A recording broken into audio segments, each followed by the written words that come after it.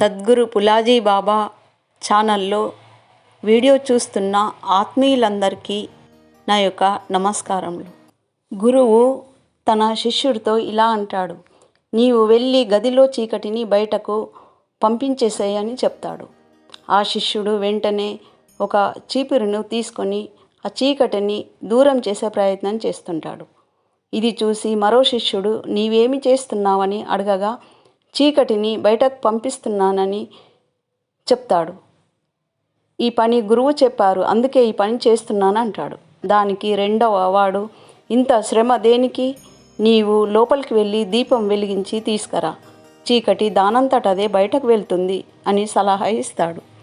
అప్పుడు అతడికి అర్థమై మనలోని అజ్ఞానం అనే చీకటిని సద్గురువు తన జ్ఞానజ్యోతిని మనలో వెలిగించి చీకటిని పారద్రోలుతాడు. అందుకే సద్గురు మార్గంలో వారి సాంగత్యంలో మనము ఉద్ధరించబడతాము. మన శరీరంలోని తత్వాలు, నాడులు చెడును కోరుకునేవి, మంచిని కోరుకునేవి.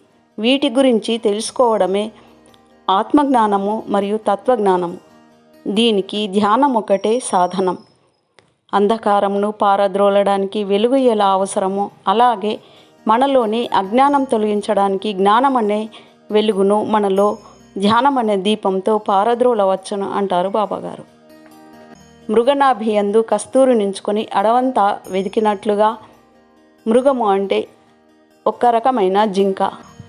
కాలం వచ్చినప్పుడు దాని నుండి ఒక రకమైన సువాసన వస్తూ ఉంటుంది. అప్పుడు ఆ వాసన ఎక్కడి నుండి వస్తుందా అని ఆ జింక వెతకడం మొదలు పెడుతుంది. ఆ వాసన తన నుండే వస్తున్నదని గ్రహించలేదు. ఆ అన్వేషణలో అలా అడవంతా తిరిగి తిరిగి చివరికి ఏదో ఒక జంతువు బారిన పడిపోతుంది. అలాగే మనిషి కూడా తనలోనే ఉన్న ఆత్మను తెలుసుకోలేక ప్రపంచమంతా వ్యర్థంగా తిరుగుతూ ఉంటాడు. పుణ్యక్షేత్రాలని, తీర్థయాత్రలని అనవసరంగా తిరిగి తిరిగి డబ్బుని, కాలాన్ని వృధా చేసుకుంటూ ఉంటాడు. నిజానికి వీటి వల్ల పెద్దగా ఆధ్యాత్మిక జ్ఞానము, దాని ఉపయోగం అంటూ ఏమీ ఉండదు. ఆత్మదర్శనమో కాదు. అలాగే ఒకసారి పాండవులు తీర్థయాత్రలకు వెళ్తూ కృష్ణుణ్ణి కూడా తోడు రమ్మని పిలుస్తారు. సాక్షాత్తు భగవంతుడైన కృష్ణునికి తీర్థయాత్రల అవసరం ఏముంది? ఆ సంగతి మాయామోహితులైన పాండవులకు తెలియదు కదా. కనుక కృష్ణుణ్ణి కూడా తమలాగే మామూలు మనిషిగా భావించి తీర్థయాత్రలకు రమ్మని ఆహ్వానిస్తారు. కృష్ణుడు చిరునవ్వు నవ్వి వారికొక దోసకాయనిచ్చి, నా ప్రతినిధిగా దీనిని తీసుకెళ్ళి మీరు మునిగిన ప్రతి గంగలో దీనిని ముంచండి అని చెప్తాడు. వారు అలాగే చేసి తీర్థయాత్రలన్నీ ముగించి తిరిగి వస్తారు. అప్పుడు వారు చేసిన విందులో అదే దోసకాయతో వంటకం చేయించి వారికి వడ్డిస్తాడు శ్రీకృష్ణుడు. ఆ వంటకం పరమ చేదుగా ఉంటుంది. అదేమిటి కృష్ణ, ఇది చేదు దోసకాయ కటిక విషంలాగా ఉంది, ఇలాంటి వంటకం చేయించవేమిటి అని వారు అడుగుతారు. దానికి కృష్ణుడు నవ్వి, బావా, మీరు ఎన్ని గంగలో మునిగినా ఈ దోసకాయ చేదు పోలేదు కదా, చూశావా అంటాడు. ఎన్ని తీర్థయాత్రలు చేసినా మనిషిలో మౌలికంగా ఎలాంటి మార్పు రాదని కృష్ణుడు ఈ సంఘటన ద్వారా వారికి సూచిస్తాడు. అలాగే ఆధ్యాత్మిక జీవితంలో కూడా ఇది అత్యున్నతమైన సత్యము. మనిషి ప్రయాణము బయటకు కాదు, లోపలకు జరగాలి. యాత్ర అనేది బయట కాదు, అంతరంగ యాత్ర చేయాలి. ఈ ప్రపంచమంతా మనిషి తిరిగిన చివరకు ఆధ్యాత్మికంగా ఆత్మధ్యానం చేయింది ఏమీ సాధించలేడు. అందుకే తనలోనికి తాను ప్రయాణం చేస్తే తనలో ఉన్న ఆత్మ గురించి ధ్యానం చేసినచో జ్ఞానాన్ని పొందవచ్చు అంటారు బాబాగారు. పూర్వము మునులు, ఋషులు, సంతు మహాత్ములు ఏ దేశాలు తిరగలేదు, వారు ఎక్కడికి వెళ్ళలేదు. ఉన్న చోటనే స్థిరంగా కూర్చొని తపస్సు, ధ్యానం చేశారు.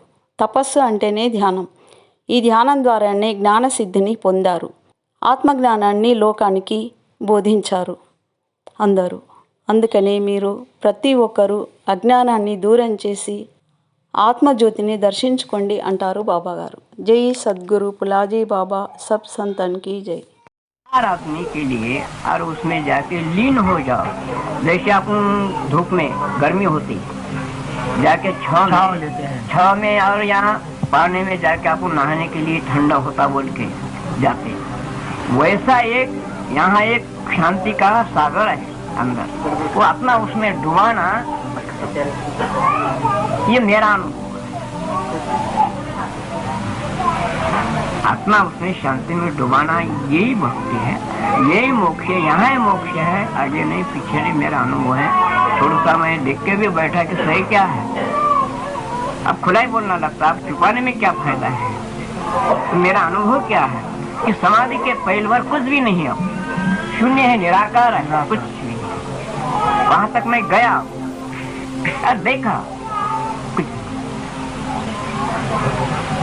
कुछ भी नहीं, यहाँ जबान का काम नहीं, पूजे का काम नहीं, वो इंद्रिय का काम नहीं, कुछ भी नहीं, शिवा आनंद में कुछ भी पता नहीं लगा। भगवान कौन है, मैं कौन हूँ, काय को बैठा मैं, उसका स्वरूप क्या है, कुछ भी नहीं, सिर्फ आनंद, सिर्फ आनंद, प्रेम की हवा घूमती अंदर बस, कुछ। ये मेरा अनुभव है, सिर्फ आज स्वर्ग नरक के बारे में यहाँ अपनी इज्जत है। अब आया, बैठो साहब, आओ, सब अच्छे हैं, सबसे मिलके है, इतनी बड़ी डिग्री है, लेकिन सबको समझता बेचारा, बस यही मोक्ष है। अपने को ऐसा आशीर्वाद अपने को देते ना, यही मोक्ष की बात है। अरे क्या करते वो बड़ा है, वो क्या करते उसका ऐसा है वैसा, उसको क्या, उसका नाम नहीं निकालना बोले तो यही नरक है। नरक, सही बात है। ऊपर नहीं, नीचे नहीं, आगे नहीं, पीछे नहीं, अपने सामने ही है, जो सामने है, जो करने का जो करके, लेकिन सोच के करो। बस ये है पंचमुखी परमेश्वर, अपने बुजुर्ग लोग बोले सो है, ठीक है तो उनका ठीक ही हो जाता है। अरे क्या है इसने रखा है, चलो जाने दो, बस अपन समझना है कि हम इंसान नहीं बने।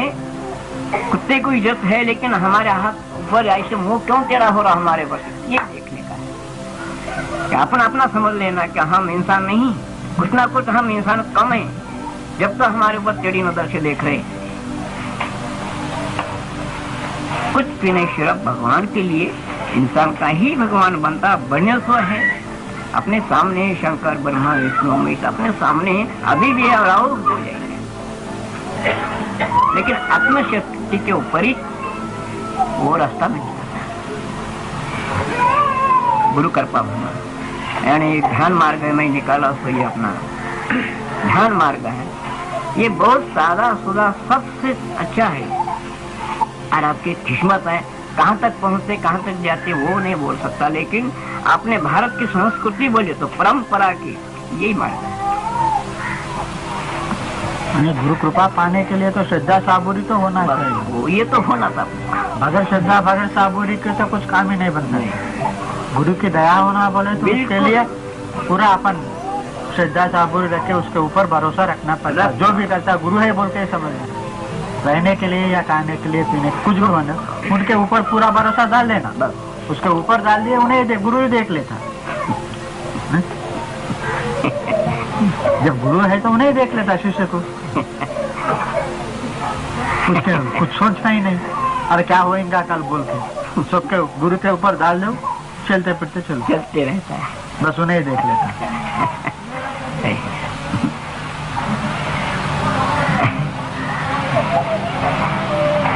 है ना, अपने भारत में बहुत ये महात्मा का उपकार है अपने भारत पर। तो कभी कभी मैं रोता कि इतना महात्मा कष्ट करके अपना खून जला के, तो प्रपंच जला दिए, अपना खून जला के अपने को समझो कि अमृत के जैसे किताबा करके रखे। तो दुनिया में भारत में इतनी हाल है, अगर ये अगर नहीं करते थे तो हमारी क्या हाल होती थी भारत के अपने। इसलिए मेरे को रोना आता कभी कभी, क्या बोलना, खामोश रोता मैं।